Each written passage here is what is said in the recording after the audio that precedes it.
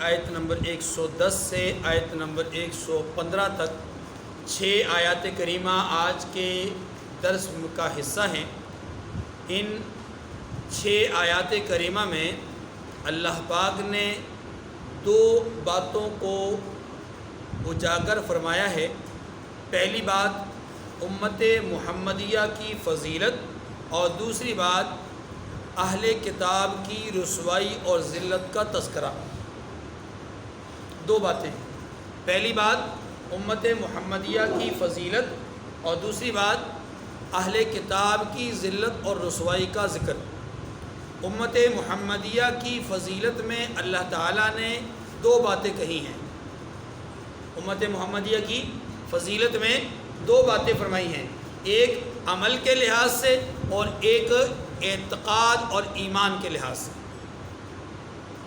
فرمایا تم بہترین امت ہو اس لیے کہ تمہارے عمل میں خیر ہے۔ کیسے خیر ہے؟ کہ تم 2 کام کرتے ہو عملی لحاظ سے، ایک اچھائی کا حکم کرتے ہو اور دوسرا برائی سے روکتے ہو، تو تمہارا عمل خیر پر مشتمل ہے۔ یاد رکھیے کہ جب انسانوں میں خیر کی طرف دعوت دینے کا اور برائی سے روکنے کا عمل جب جس معاشرے میں جس سوسائٹی میں رہا، اس معاشرے اور سوسائٹی میں جرائم، گناہ اور جو بدامنی اور فتنہ فساد ہے اس کا ظہور اور اس کا جو امکان ہے وہ کم از کم ہو جاتا ہے۔ جب امر بالمعروف اور نہی عن المنکر کا معاملہ، یعنی اچھائی کی طرف بلانا اور برائی سے روکنا، دیکھیے اچھائی کی طرف بلانے کا مطلب صرف یہ نہیں ہے کہ ان امور کی طرف بلانا کہ جو اللہ نے فرض کیے ہیں، یا برائی سے روکنے کا مطلب صرف یہ نہیں ہے کہ ان امور سے روکنا کہ جو اللہ نے حرام کیے، نہیں، بلکہ ہر وہ عمل، ہر وہ چیز جو فطرتاً انسان کے لیے اچھی ہے، انسان کے لیے بہتر ہے، انسان کے لیے اعلیٰ ہے، اس چیز کی طرف بلانا یہ خیر کی طرف بلانا ہے، نیکی کی طرف بلانا ہے۔ اور ہر وہ چیز جو فطرتاً طبعاً ناگوار ہے، غلط ہے اور فطرتاً وہ قبیح سمجھی جاتی ہے، ایک قلب سلیم اسے ناگوار سمجھتا ہے، برا سمجھتا ہے اور اسے جو غلط سمجھتا ہے اس چیز سے روکنا، یہ نہی عن المنکر ہے۔ اب اس کا اعلیٰ ترین درجہ تو یہی ہے کہ انسان اپنی خواہشات کو دین کے تابع بنا کر کے خیر کی طرف بلائے اور برائی سے روکے۔ تو عرض کیا کہ امت محمدیہ کے بارے میں اللہ تبارک و تعالیٰ نے فرمایا کہ تم بہترین امت ہو۔ بہتر نہیں، بہترین یعنی سب سے اچھی اور سب سے اعلیٰ۔ رسول اللہ صلی اللہ علیہ وسلم نے ارشاد فرمایا کہ ہم آنے کو تو آخر میں آئے ہیں، لیکن کل قیامت کے دن جنت میں سب سے پہلے جائیں گے۔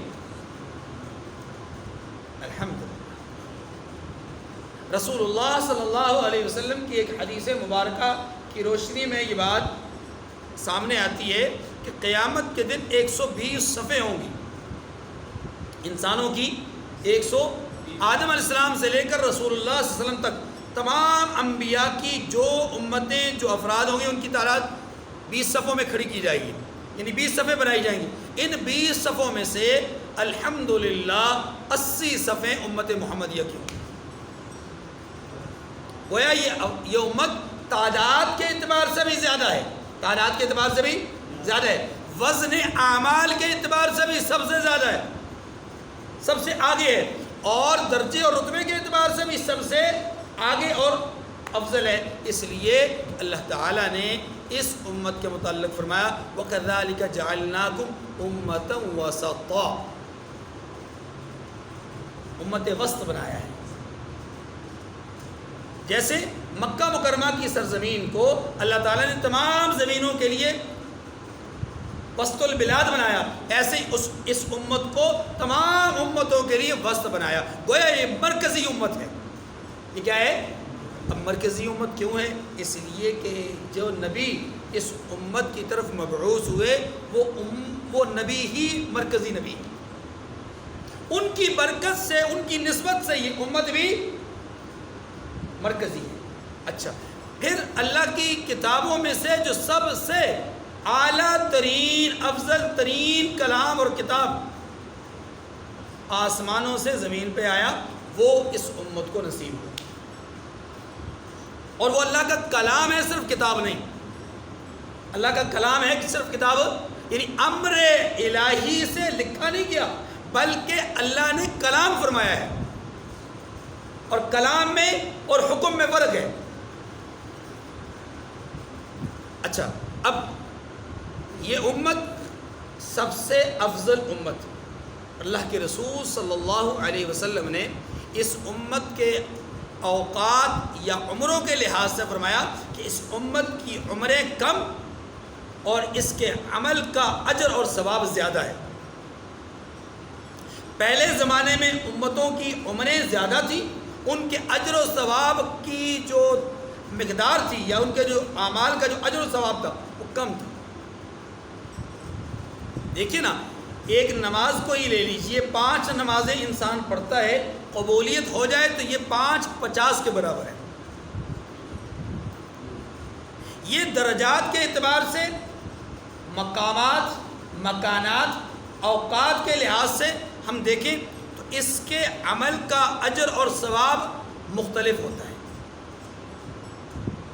یہ اگر مسجد حرام میں نماز پڑھتا ہے تو اس کے اجر و ثواب کا عمل بالکل مختلف ہے، مسجد نبوی میں کرتا ہے تو اس کا اجر و ثواب اور ہے، مسجد اقصیٰ میں کرتا ہے تو اس کا ثواب اور ہے، اپنے محلے کی چھوٹی مسجد میں نماز پڑھتا ہے اس کا ثواب اور ہے، اور جامع مسجد میں آ کر پڑھتا ہے اس کا اجر و ثواب اور ہے۔ اسی طرح یہ اپنے اعمال کے لحاظ سے 11 مہینے میں جو عمل کرتا ہے اس کا اجر و ثواب اور ہے، رمضان میں جو عمل کرتا ہے اس کا اجر و ثواب وہاں نفل فرض کے برابر ہو جاتا ہے، ایک فرض 70 گنا پڑ جاتا ہے، وغیرہ وغیرہ، ٹھیک ہے۔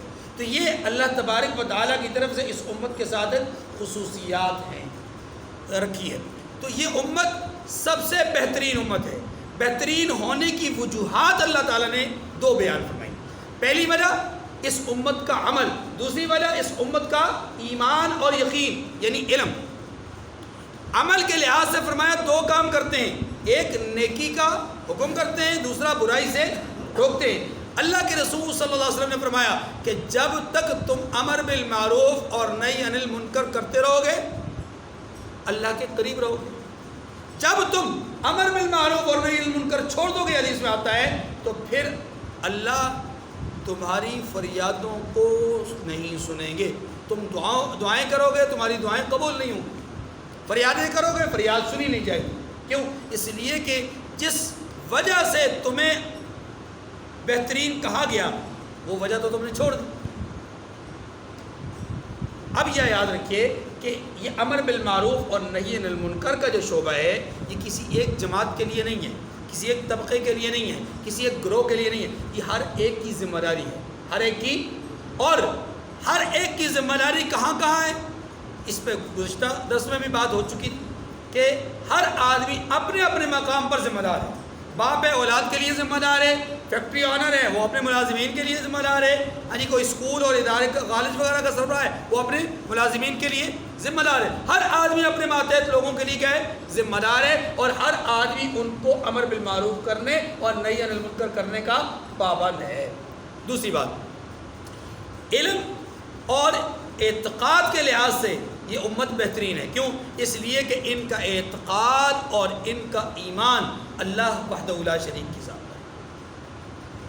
تؤمنون باللہ، یہ اللہ کی ذات پر ایمان رکھتے ہیں، یعنی یہ ایسی بات کہی گئی کہ جو پچھلی امتوں میں لوگوں نے چھوڑ دی ہے۔ پہلی بات بھی چھوڑ دی، عمل بھی چھوڑ دیا، علم بھی چھوڑ دیا، لوگوں نے اللہ کے ساتھ غیر کو شریک سمجھنا شروع کر دیا۔ اللہ تعالیٰ نے فرمایا کہ تم بہترین اس لیے ہو کہ تم آخری دم تک اللہ کی ذات پر بھروسہ اور یقین کرنے والے ہو اور اللہ پر ایمان لانے والے ہو۔ اللہ پر ایمان لانے کا مطلب بالکل واضح بات ہے کہ اللہ کا کہا ماننا، اور اللہ کے کہے ماننے کا مطلب انبیاء پر یقین، فرشتوں پر یقین، کتابوں پر یقین، برزخ کو ماننا، جنت کو ماننا، جہنم کو ماننا، یہ سارا کا سارا اللہ کی ہی ماننا ہے، اللہ پر ہی ایمان ہے۔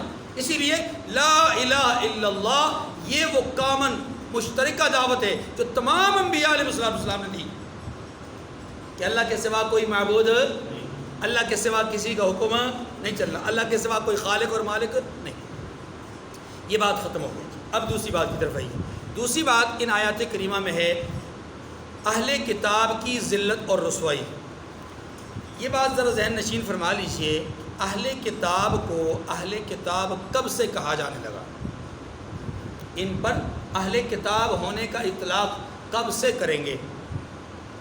یوں تو یہود کا دعویٰ ہمارے سامنے گزشتہ آیات میں آ چکا تھا کہ یہود اور نصارہ اور مشرکین یہ دعویٰ کرتے ہیں کہ ہم ملت ابراہیمی کے پیروکار ہیں، لیکن ان کا یہ دعویٰ درست نہیں۔ اب اصل بات کیا ہے؟ اہل کتاب کو اہل کتاب کہلانے کی وجہ یہ ہے کہ یہ وہ لوگ ہیں کہ جو اللہ کی کتاب تورات اور اللہ کی کتاب انجیل کے نازل ہونے کے بعد جو جماعت جو طبقہ انجیل کو مانتا ہے وہ بھی اہل کتاب، جو تورات کو مانتا ہے وہ بھی اہل کتاب۔ تو گویا اہل کتاب پر اہل کتاب ہونے کا اطلاق حضرت موسیٰ علیہ السلام کے دور سے ہوا۔ ایک بات۔ دوسری بات، حضرت موسیٰ علیہ السلام اور حضرت ابراہیم علیہ السلام کے درمیان لگ بھگ تقریباً 1000 سال کم و بیش کا جو ہے وہ فرق ہے، فاصلہ ہے۔ اس لحاظ سے اگر ہم دیکھیں تو اہل کتاب ہونے کا اطلاق ان پر موسیٰ علیہ السلام کے زمانے سے ہوگا، ابراہیم علیہ السلام کے زمانے سے نہیں ہوگا۔ ایک بات، دو باتیں ہو گئی۔ تیسری بات، اہل کتاب کی جس ذلت اور رسوائی کا یہاں پر ذکر کیا گیا ہے، اس ذلت اور رسوائی کو آپ یوں سمجھ لیجئے کہ اہل کتاب کے بارے میں بنی اسرائیل، سورہ بنی اسرائیل میں اللہ تعالیٰ نے یہ ارشاد فرمایا وَقَضَيْنَا إِلَىٰ بَنِي إِسْرَائِيلَ فِي الْكِتَابِ لَتُفْسِدُنَّ فِي الْأَرْضِ مَرَّتَيْنِ وَلَتَعْلُنَّ عُلُوًّا كَبِيرًا۔ آیت کریمہ کا خلاصہ اور لب لباب یہ ہے کہ اللہ تعالیٰ یہاں اس آیت کریمہ میں یہ ارشاد فرماتے ہیں کہ ہم نے بنی اسرائیل کو یہ خبر دے دی تھی اور یہ تنبیہ انہیں کر دی تھی، یا انہیں ان پر یہ بات واضح کر دی تھی، آشکار کر دی تھی کہ تم زمین میں 2 دفعہ عروج پاؤ گے، زمین میں 2 دفعہ عروج تمہیں ملے گا، لیکن دونوں دفعہ عروج ملنے کے بعد تمہاری سرکشی بھی اتنی ہی عروج پر جائے گی۔ پہلی دفعہ عروج ملے گا، پھر تم سرکش ہو جاؤ گے، اور تمہاری سرکشی جب عروج پہ پہنچے گی اللہ تمہیں ذلیل و رسوا کریں گے، پھر ایک موقع دیں گے، پھر تمہیں عروج عطا فرمائیں گے، اور اس عروج کے بعد پھر تم فساد اور سرکشی کرو گے، نتیجتاً اللہ تمہیں پھر تباہ و برباد کریں گے، اور پھر جب تم تباہ و برباد ہو جاؤ گے اس کے بعد کا جو معاملہ ہے اس کو یہاں پر اس آیت کریمہ میں بیان کیا گیا کہ 2 دفعہ عروج کے بعد جو تمہیں ذلت اور مسکنت ملی، اب وہ ذلت اور مسکنت تمہارا مقدر بن گئی، وہ ذلت اور مسکنت تمہارا، ہاں اب اس ذلت اور مسکنت سے نکلنے کا جو راستہ ہے وہ 2 طرح کا ہے۔ راستہ ایک ہے، لیکن ذلت و مسکنت سے نکلنے کا طریقہ کار جو ہے وہ 2 طرح کے ہیں، ان کو میں ابھی بعد میں ذکر کروں گا۔ پہلی بات یہ سمجھ لیجئے کہ اہل کتاب کے متعلق اللہ تعالیٰ نے جس ذلت اور رسوائی کا ذکر کیا ہے وہ ذلت اور رسوائی اس دونوں دفعہ عروج اور فساد کے بعد کی ذلت اور رسوائی، ورنہ حضرت سلیمان علیہ السلام کے زمانے تک، موسیٰ علیہ السلام سے لے کر کے سلیمان علیہ السلام کے زمانے تک، آپ جانتے ہیں میں نے بالکل سورہ بقرہ میں تفصیل سے اس بات کو ذکر کیا تھا، یا بنی اسرائیل کے ذکر میں ضمن میں ایک دفعہ پھر اشارتاً کہہ دیتا ہوں، بنی اسرائیل مصر میں آباد ہوئے حضرت یوسف علیہ السلام کی وجہ سے۔ یوسف علیہ السلام کنویں میں، اور کنویں سے پھر مصر میں، اور مصر میں فروخت ہو کر کے وہ وزیر خزانہ کے گھر میں بڑے ہوئے، اور پھر یہاں سے اللہ تعالیٰ نے انہیں جیل اور جیل کے ذریعے سے تخت پہ پہنچا دیا، اور پھر تخت کے ذریعے سے جب ان کو پوری طرح سلطنت عطا فرما دی، اب انہوں نے اپنے بھائیوں کے ذریعے سے جو غلہ لینے کے لیے آئے ان کے ذریعے سے اپنے والدین کو اور اپنے دیگر بہن بھائیوں بھتیجوں وغیرہ کو سب کو بلانے کے لیے کہا. 72 افراد کنعان سے نکلے، کنعان سے 72 افراد نکلے، مصر میں داخل ہوئے اور یہ مصر میں آ کر کے آباد ہوئے. مصر کی اصل قوم جو آباد کار قوم تھی وہ قبطی قوم تھی. کون لوگ تھے؟ قبطی. اور یہ جو بنی اسرائیل ہیں یہ حضرت یوسف علیہ السلام کی وساطت سے یہاں پر آئے اور آ کر کے یہاں پر آباد ہوئے، اور ان کا دور حکومت 300 سال تک رہا، لیکن اس میں سے 70 سال بڑے عروج کے تھے اور پھر 70 سال کے بعد تنزل انحطاط شروع ہوتا گیا یہاں تک کہ ٹھیک 300 سال کے بعد یہ غلام بن گئے. یہ جو ارائیولز لوگ تھے، باہر سے آئے ہوئے لوگ تھے، یہ کیا بن گئے؟ غلام بن گئے. جو نسل انبیاء تھی غلام بن گئی، اور قبطی جو کہ اصل وہاں کے مقیم تھے وہ پھر سے اقتدار پر آ گئے، جن کو ہم فرعونی کہتے ہیں. جن کو ہم کیا کہتے ہیں؟ فرعون کا جو لقب ہے وہ یوسف علیہ السلام سے پہلے کا یہاں چل رہا ہے. اللہ کی شان یہ ہے کہ مصر کے جتنے بھی حکمران تھے ان پر لفظ فرعون بولا گیا سوائے حضرت یوسف علیہ السلام. حضرت یوسف علیہ السلام کے لیے فرعون کا لفظ استعمال نہیں ہوا، کسی نے نہیں کیا، نہ اپنوں نے کیا نہ بیگانوں نے کیا، اور کوئی کر بھی نہیں سکتا. یہ اللہ کی شان ہے، یہ اللہ کی شان. ورنہ موسیٰ علیہ السلام کے زمانے کا جو فرعون تھا، یعنی یوسف علیہ السلام کے بعد 300 سال کے بعد حضرت موسیٰ علیہ السلام نبی بنے، اس زمانے کا جو فرعون تھا اس کا نمبر آف اقتدار یعنی سلطنت کا اس کا جو نمبر تھا وہ 40واں فرعون تھا. ٹھیک ہے. اچھا، عرض یہ کر رہا تھا کہ بنی اسرائیل وہاں پر آ کر کے آباد ہوئے اور یہاں سے یہ ترقی کرتے بڑھتے ایک پوری قوم بن گئی مصر کے اندر. پھر اللہ تبارک و تعالیٰ نے مختلف انبیاء کو ان کے درمیان بھیجا اور یہ مصر سے بڑھتے ہوئے یہ اپنی عروج کی طرف چلتے گئے. اور جب ان کو خوب عروج ملا تو وہ دور تھا حضرت سلیمان علیہ السلام کا. سلیمان علیہ السلام کے دنیا سے پردہ فرمانے کے بعد بنی اسرائیل خوب اپنی ترقی پر تھے اور یہ ترقی ان کو ہضم نہ ہوئی اور وہ دو حصوں میں تقسیم ہو گئی. ایک حصہ ان کا ارض فلسطین میں جا ٹھہرا اور دوسرا حصہ ارض مصر کے قریب ہی رہا. اس حصے کو ان لوگوں نے خود کو یہودیہ کہنا شروع کر دیا کہ ہمارے یہ سلطنت کا نام یہودیہ ہے اور اس سلطنت کا نام اسرائیل ہے. یہ تب سے اسرائیل کا ایک تصور ان کے ذہن میں موجود تھا. اب خلاق عالم نے چونکہ پہلے سے وعدہ کر رکھا تھا کہ تم جب عروج کے بعد سرکشی کی طرف جاؤ گے تو میں پھر اپنے بندوں کو تم پر مسلط کروں گا اور وہ تمہاری اینٹ سے اینٹ بجا دیں گے، تمہیں نیست و نابود کر دیں گے. اب ہوا کیا؟ ادھر ایک طرف اللہ تعالیٰ نے آشوریوں کو بھیجا اور انہوں نے ان کے اوپر وہ تاخت و تاراج کیا، ان کا نام و نشان تک سمجھ لے مٹا دیا اور ان کو قہر مسلط میں ڈال دیا. یہ بیچارے منہ چھپانے کے قابل نہ رہے. ٹھیک ہے، ان کو منہ چھپانے کی جگہ نہ ملی. پھر اللہ تعالیٰ نے اس ذلت سے ان کو آہستہ نکالا اور ترقی کی طرف بڑھتے گئے.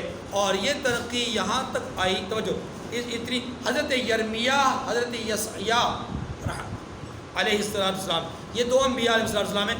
یہ ان کے زمانے تک پہنچتے ان کو پھر سے ایک دفعہ عروج اور ترقی ملی، اور اس عروج اور ترقی کے زمانے میں آ کر کے انہوں نے پھر سے ذلت اور مسکنت والے کام شروع کر دیے اور رسوائی والے کام شروع کر دیے.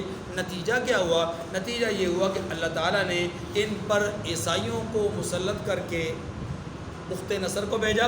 اور وہ بخت نصر جس کو عام طور پہ بخت نصر کہا جاتا ہے، بخت نصر، اس نے آ کر کے ان پر حملہ کیا اور ان کو تاخت و تاراج کیا.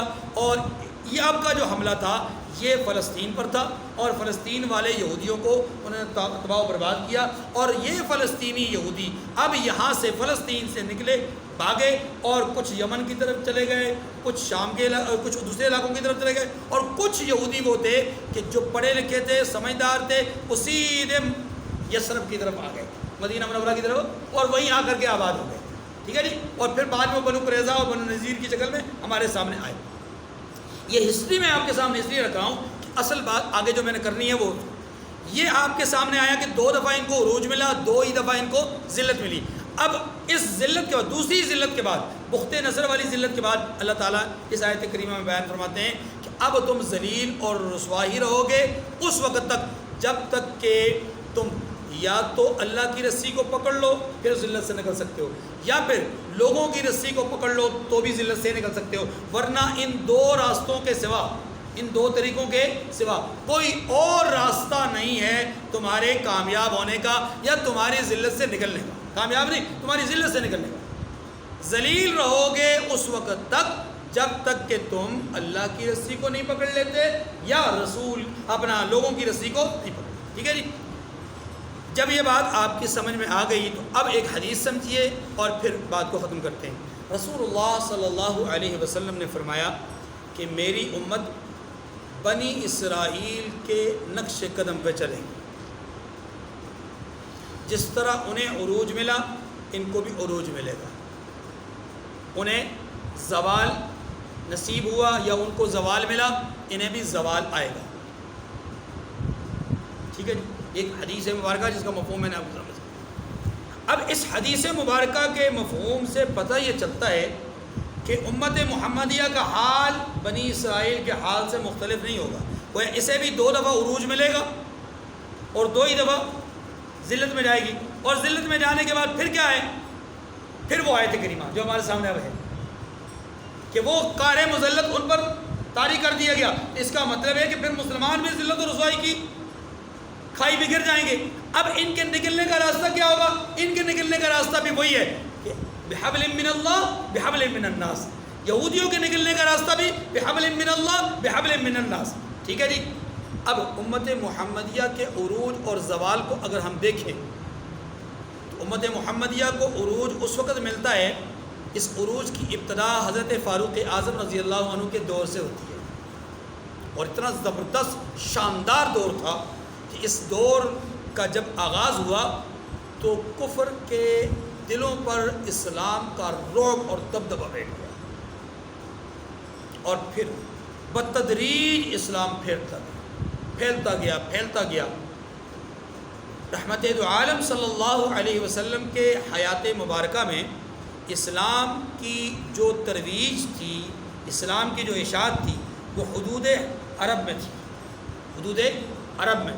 لیکن فاروق اعظم رضی اللہ عنہ کے خلافت کی انتہائی مدت میں یہ جو سلطنت تھی، سلطنت اسلامیہ، وہ عرب سے بہت دور جا کر کے سلطنت فارس کو اس نے اپنی لپیٹ میں لے لیا، افریقہ اس نے اپنے چنگل میں لے لیا، اور اپنے پنجے افریقہ کے ساحلوں پر بھی اس نے گاڑ دیے، اور یوں طرابلس اور اندلس اور یہ سارے علاقے یورپ تک جو ہے وہ سارا کا سارا اسلام کا ایک نظام پھیل گیا، اور یہ پھر مسلسل پھیلتا گیا. حضرت عثمان رضی اللہ عنہ کے دور میں 44 لاکھ مربع میل تک یہ سلسلہ بڑھا. پھر جناب علی المرتضیٰ رضی اللہ تعالی عنہ، آپ کا دور چونکہ شورش کا دور تھا، اس لیے آپ کے دور آپ کی مدت خلافت بھی کم اور شورش کا زمانہ تھا، اور اس زمانے میں مسلمانوں کے آپس کے انتشار اور افتراق کی وجہ سے سلطنت اسلامیہ آگے تو نہ بڑھ سکی. لیکن آپ کے دور کے فوراً بعد حضرت معاویہ رضی اللہ تعالیٰ عنہ کے دور خلافت میں یہ سلسلہ مزید پھیلتا گیا، اور قرآن پاک کی آیت کریمہ والذی ارسل رسولہ بالہدی ودین الحق لیظہرہ علی الدین کلہ کا مصداق بنتے ہوئے دنیا کے آدھے سے زیادہ حصے میں اسلامی نظام غالب آ گیا. ٹھیک ہے جی. اب یہاں آپ کو اسلام کا عروج نظر آتا ہے، اس سے زیادہ عروج کا زمانہ کوئی نہیں. اب یہ عروج چلتے چلتے چلتے آہستہ آہستہ آہستہ حضرت عمر بن عبدالعزیز کے زمانے کے بعد زوال پذیر ہونا شروع ہوا، اور تھوڑے ہی عرصے میں تاتاریوں نے اسلام کی بے خونی کرنے کے لیے اپنی پوری صلاحیتیں استعمال کریں۔ نتیجہ کیا ہوا؟ نتیجہ یہ ہوا کہ اسلام کا جو چڑھتا سورج تھا وہ اپنے غروب اور زوال کی طرف چلا گیا۔ مسلمان حکمرانوں کی عیاشیوں اور عوام کے علم اور عمل کی کمی اور دینی درسگاہوں کی ناپیدگی اور علماء اور صلحاء کے ساتھ تعلقات کی یا تعلق کی کمی اور نسبت کی کمی کے نتیجے میں کیا ہوا؟ دشمن ہم پر نفسیاتی طور پر، مالی طور، معاشی طور پر اور افرادی طور پر ہم پر غالب آنے کے لیے اس نے حملہ کیا، اور جس کے نتیجے میں ہم مغلوب ہو گئے اور مقہور ہو گئے۔ یہ پہلا زوال تھا پہلے عروج کے بعد۔ پھر اللہ تعالیٰ نے انہی تاتاریوں کی اولادوں میں سے صرف 2 دہائیوں کے اندر 2 عشروں کے اندر اللہ تعالیٰ نے انہی کی اولادوں میں سے اسلام کی نشاط ثانیہ کے لیے، اسلام کی تبلیغ اور اشاعت کے لیے انہی کی اولادوں میں سے اللہ تعالیٰ نے لوگوں کو اٹھایا، اور وہ لوگ اسلام کی تبلیغ، ترویج اور اشاعت کا ذریعہ بنے، اور یوں پھر سے ایک دفعہ اسلام کا طوطی بولنا شروع ہوا، اور یہ عروج بڑھتا گیا عروج پہ پہنچتے گئے، یہاں تک کہ اسلام اور مسلمان سلطنت عثمانیہ کی صورت میں ایک پوری دنیا میں ایک بہت بڑی قوت اور طاقت بن گئے۔ پھر آپ جانتے ہیں کہ انگریز، یہود اور نصارہ کی سازش اور ان کی ملی بھگت کے نتیجے میں مسلمانوں کو سلطنت عثمانیہ سے محروم کروایا گیا۔ عربوں کی نادانی، جہالت یا لالچ اور حرص نے ترک حکومت کو، سلطنت عثمانیہ کو زوال پذیر کروانے میں مرکزی کردار ادا کیا، اور تب سے لے کر کے آج تک صدی سے زیادہ عرصہ ہو چکا، صدی سے زیادہ عرصہ بیت چکا، مسلمان زوال پذیر ہیں، ترقی کی طرف نہیں جا رہے، دن بدن انحطاط، دن بدن زوال، دن بدن ہم قار مذلت میں ہیں۔ اب آئیے قرآن پاک کی آیت۔ قرآن پاک کی آیت یہ کہتی ہے کہ اے اہل کتاب، تم پر ذلت اور مسکنت طاری کر دی گئی، اس ذلت اور مسکنت سے نکلنے کا راستہ اللہ کی رسی کو تھامنا یا لوگوں کی رسی کو تھامنا۔ اللہ کی رسی کو تھامنے کے 2 مطلب، اللہ کی رسی کو تھامنے کے 2 مطلب۔ پہلا مطلب اللہ کی رسی کو تھامنے کا یہ ہے کہ تورات کے جو احکامات تمہارے پاس جس شکل میں بھی موجود ہیں، ان پر بھی عمل کر لو تو بھی کامیاب ہو سکتے ہو، تو بھی ذلت سے نکل سکتے ہو، تو بھی ذلت سے۔ گویا امت محمدیہ کو بھی یہ کہا جا رہا ہے کہ قرآن جو تمہارے سامنے موجود ہے، اس کے احکامات پر عمل کرو تو ذلت سے نکل سکتے ہو۔ اور یہی بات رحمت کائنات صلی اللہ علیہ وسلم نے ارشاد فرمائی تھی کہ میں تمہارے درمیان 2 چیزیں چھوڑ کے جا رہا ہوں، کتاب اللہ اور سنت رسول۔ اگر تم ان دونوں کو تھامے رکھو گے تو پھر میرے بعد گمراہ نہیں ہوگے۔ جب ہم نے ان کو چھوڑ دیا تو کیا ہو گیا؟ ذلت اور مسکنت ہم پر چھائی ہوئی اور اس سے نکل رہے۔ وحبل من اللہ، بحبل من اللہ، اس کو ہم نے تھاما نہیں، اس کو ہم تھام نہیں رہے تو ذلت سے کیسے نکلیں گے؟ دوسرا طریقہ کیا تھا؟ دوسرا طریقہ یہودیوں نے اختیار کر لیا، ہم ابھی اس دوسرے طریقے کو بھی نہ اختیار کر سکے، یعنی ہم سیاسی طور پر بھی اپنے آپ کو اسٹرانگ، مضبوط نہ بنا سکے۔ یہودیوں نے سیاسی طور پہ اپنے آپ کو مضبوط بنا لیا۔ یہی وجہ ہے کہ وہ 2000 سال کی ذلت کے بعد اپنی حکومت قائم کرنے میں کامیاب ہوئے ہیں۔ 2000 سال لگے، 2000 سال لگے انہیں اس ذلت میں اور اس مسکنت میں۔ میں نے عرض کیا نا کہ بخت نصر نے انہیں جب ذلیل و رسوا کیا، اس کے بعد یہ سر نہیں اٹھا سکے۔ آج 2021 چل رہی ہے نا، عیسیٰ علیہ السلام سے اس کی نسبت ہے نا، تو 2000 سال بیت چکے۔ تو 2000 سال گزرنے کے بعد بنی اسرائیل کو اب جا کر کے تھوڑا سا ایک خطہ ملا ہے، اور وہ خطہ کیوں ملا؟ وہ حبل من الناس کی وجہ سے، کہ انہوں نے لوگوں کی رسی کو تھام لیا، لوگوں کی رسی کو تھامنے کا مطلب کیا تھا؟ لوگوں کی رسی کو تھامنے کا مطلب یہ تھا کہ لوگوں کے ساتھ تعلقات استوار کر کے، لوگوں کے ساتھ تعلقات جوڑ کر کے، لوگوں کے ساتھ تعلقات بہتر کر کے اپنی پشت پناہی حاصل کرنا، اور پشت پناہی انہوں نے حاصل کر لی۔ آج اس وقت یہودیوں کی پوری طرح پشت پناہی کون کر رہا ہے؟ عیسائی کر رہے ہیں، اور ہندو کر رہے ہیں، اور دیگر جو مجوسی اور بت پرست ہیں وہ سارے کے سارے ان کی پشت پناہی کر رہے ہیں۔ دیکھیں، لیکن مسلمان سیاسی طور پہ بھی بہت دور ہیں۔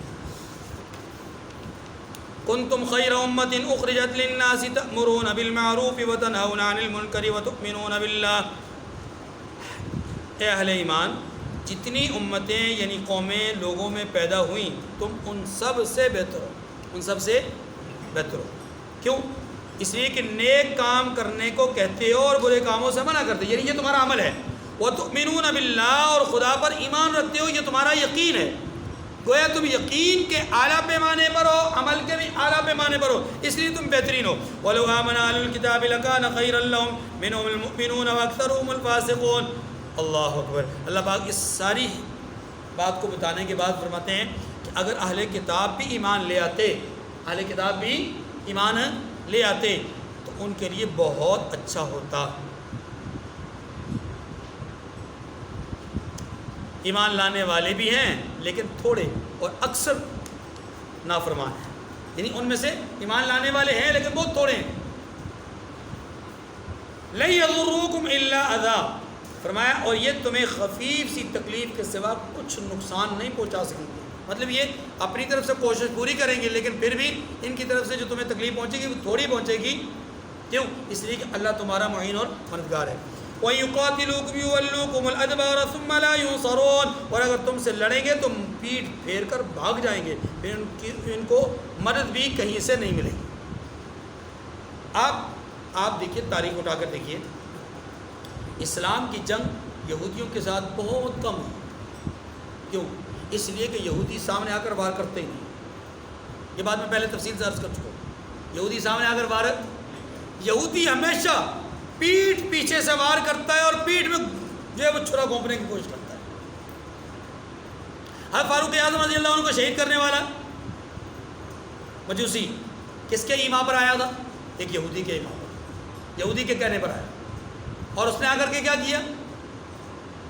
آپ رضی اللہ عنہ کو فجر کی نماز میں اندھیرے کے اندر آ کر کے چھرا مارا۔ حضرت علی المرتضیٰ رضی اللہ تعالیٰ عنہ کو شہید کرنے والا عبد الرحمن ابن ملجم کس کے کہنے پہ آیا؟ یہودیوں کے کہنے پہ آیا۔ اور کب آیا؟ فجر کی نماز میں آیا، راستے میں بیٹھا اور آ کر کے آپ کو خنجر سے وار کیا۔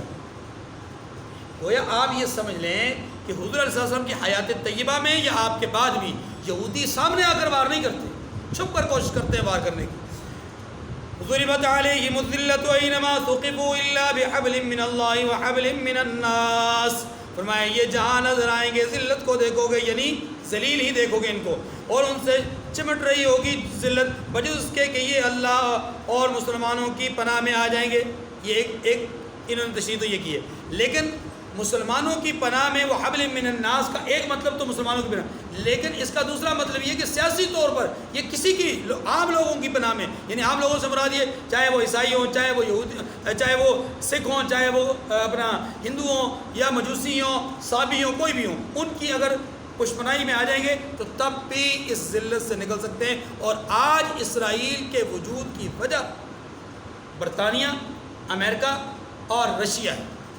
اگر یہ طاقتیں، انڈیا، یہ اگر یہ طاقتیں پیچھے سے ہٹ جائیں، اسرائیل کا وجود کوئی وجود نہیں ہے، اسرائیل کی کوئی حیثیت نہیں ہے۔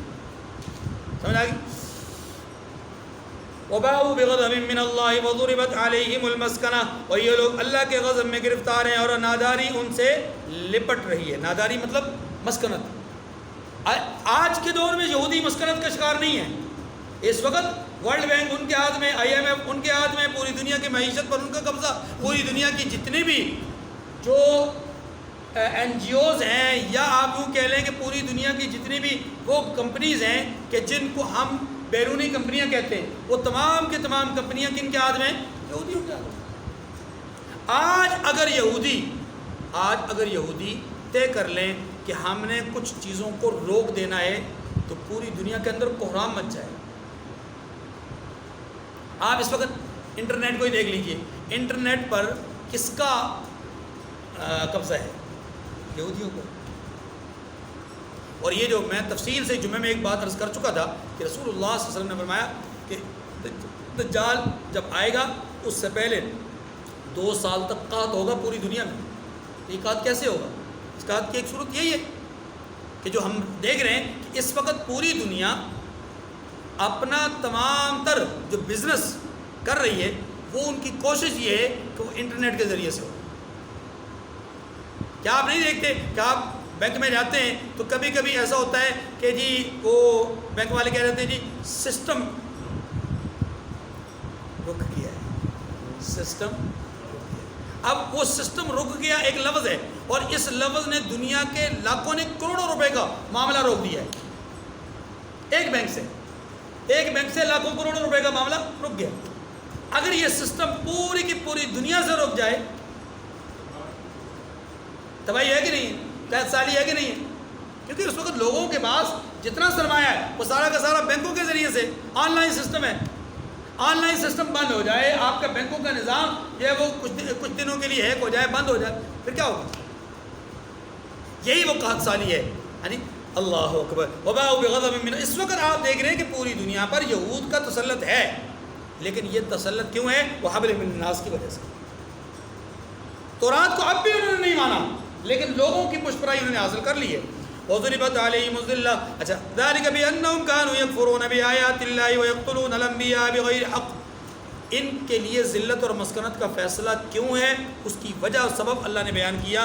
فرمایا وجہ یہ ہے کہ یہ اللہ کی آیات کا انکار کرتے تھے اور پیغمبروں کو ناحق قتل کر دیتے تھے. دیکھیے, جس نے ایک نبی کو قتل کیا اس نے گویا تمام انبیاء کو قتل کیا. جس نے ایک نبی کی توہین کی اس نے گویا کہ تمام انبیاء کی توہین کی. امت محمدیہ میں انبیاء کو قتل کرنے کا سلسلہ تو نہیں ہے, لیکن امت محمدیہ میں آیات کے انکار کا سلسلہ ہے. آیات کے انکار کا سلسلہ, اور جس تیزی سے آیات کے انکار کا سلسلہ پھیل رہا ہے, الامان والحفیظ, بہت تیزی سے یہ معاملہ بڑھ رہا ہے. اب لوگوں کے سامنے قرآن کی آیت کا ترجمہ پڑھے تو لوگ کہتے ہیں نہیں جی دیکھیں بات یہ ہے, ہمیں نہیں یقینیت سر, ہم کیسے یقین کر لیں؟ یعنی وہ جو ایک قرآن پاک کا اثر تھا دلوں پر ایمان کی وجہ سے, اثر ہی ختم ہو رہا ہے.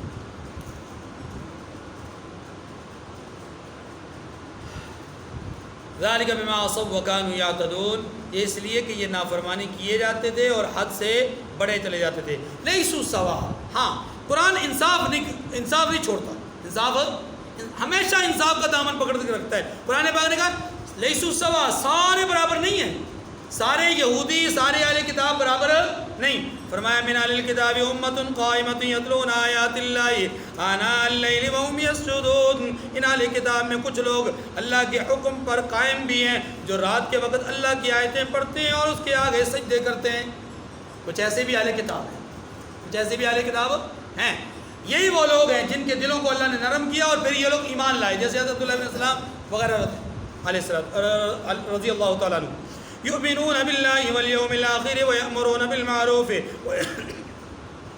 وینہون عن المنکر ویسارعون فی الخیرات واولئک من الصالحین. فرمایا اللہ پر اور روز آخرت پر ایمان رکھتے ہیں اور اچھے کام کرنے کو کہتے ہیں اور بری باتوں سے منع کرتے ہیں اور نیکیوں پر لپکتے ہیں, یعنی نیکیوں کی طرف آگے بڑھتے ہیں. واولئک من الصالحین, اور یہی لوگ نیکوکار ہیں. یہی لوگ, یہ ہمیں تعلیم دی گئی ہے, ہمیں تعلیم دی گئی ہے کہ تم بھی سارے برابر نہیں ہو, تم میں سے بھی کچھ نیک ہیں کچھ بد ہیں.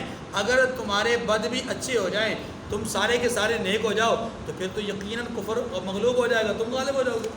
وَأَنْتُمُ الْأَعْلَوْنَ إِن كُنْتُم مُؤْمِنِينَ. قرآن کا ایک وعدہ ہے کہ تم برتر رہو گے, تم برتر رہو گے کب؟ ان کنتم مؤمنین، جب تم ایمان کے تقاضوں کو پورا کرو گے۔ جب ایمان کے تقاضوں کو پورا نہیں کرو گے پھر اللہ کا کوئی وعدہ نہیں، پھر اللہ کا وما يفعلوا من خير فلن يكفروا والله عليم بالمتقين، اور جس طرح کی نیکی کریں گے اس کی ناقدری نہیں کی جائے گی، یعنی یہ نیک عمل کریں گے تو اللہ تعالیٰ اس کو صلہ اور اجر ضرور دیں گے۔ واللہ علیم بالمتقین، اور اللہ پرہیزگاروں کو خوب جانتا ہے۔ وآخر الدعوانا ان الحمد للہ رب العالمین، وصلی اللہ علی النبی الامی وعلی آلہ وسلم۔